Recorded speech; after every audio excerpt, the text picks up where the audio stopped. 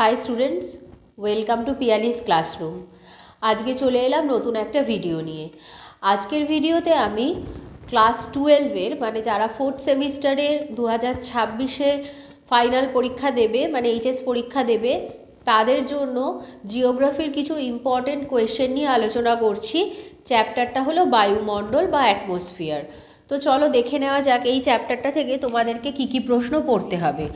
সবার প্রথমে যে প্রশ্নটা পড়তে হবে, ঘূর্ণবাত কাকে বলে, এর বৈশিষ্ট্যগুলো লেখো। ক্রান্তীয় ঘূর্ণবাত কাকে বলে, এর বৈশিষ্ট্য লেখো। ক্রান্তীয় ঘূর্ণবাত বিকাশের শর্তগুলির বিবরণ দাও। ক্রান্তীয় ঘূর্ণবাত সৃষ্টির প্রক্রিয়ার বিবরণ দাও। নাতিশীতোষ্ণ ঘূর্ণবাত কাকে বলে, এর বৈশিষ্ট্য লেখো। নাতিশীতোষ্ণ ঘূর্ণবাত উৎপত্তির প্রক্রিয়াসমূহের বিবরণ দাও। ক্রান্তীয় ঘূর্ণবাত ও নাতিশীতোষ্ণ ঘূর্ণবাতের মধ্যে পার্থক্য। প্রতীপ ঘূর্ণবাত কাকে বলে, ইহার বৈশিষ্ট্য। পৃথিবীর জলবায়ু পরিবর্তনের কারণসমূহ ব্যাখ্যা করো। জলবায়ু পরিবর্তনের প্রভাবগুলি বর্ণনা করো।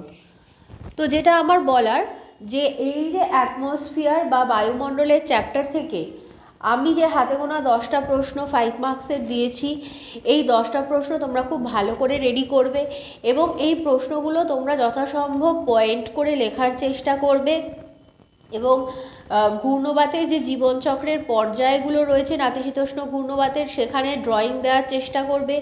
ঘূর্ণবাত প্রতীপ ঘূর্ণবাতের ক্ষেত্রেও ড্রয়িং দেওয়ার চেষ্টা করবে, যতটা পারবে ড্রয়িং দেবে এবং তার সাথে সাথে পয়েন্ট করে উত্তরটা লিখবে, তাহলে কিন্তু তোমরা এটাতে ফুল মার্কস পেতে পারবে। এটা হলো এই চ্যাপ্টারটা থেকে যে 5 মার্কসের প্রশ্নগুলো পড়তে হবে, ব্রড কোশ্চেন যেগুলো পড়তে হবে, সেগুলো আমি এই ভিডিওটার মাধ্যমে আলোচনা করে দিলাম। আশা করি এই ভিডিওটা তোমাদের কাছে খুব হেল্পফুল হবে এবং যদি তোমাদের এই ভিডিওটা ভালো লেগে থাকে তাহলে অবশ্যই আমার চ্যানেলটাকে লাইক করো, সাবস্ক্রাইব করো এবং তোমার বন্ধুদের মধ্যে আমার ভিডিওটাকে শেয়ার করে দিও। তোমাদের যদি কিছু ইনফরমেশান জানার থাকে আমার থেকে, তাহলে অবশ্যই আমাকে কমেন্ট বক্সে জানিও এবং সবাই বেল আইকনটা প্রেস করে রেখো পরবর্তী ভিডিও নোটিফিকেশানটা যাতে তোমাদের কাছে চলে যায়। আজকের ভিডিওটা এই পর্যন্তই।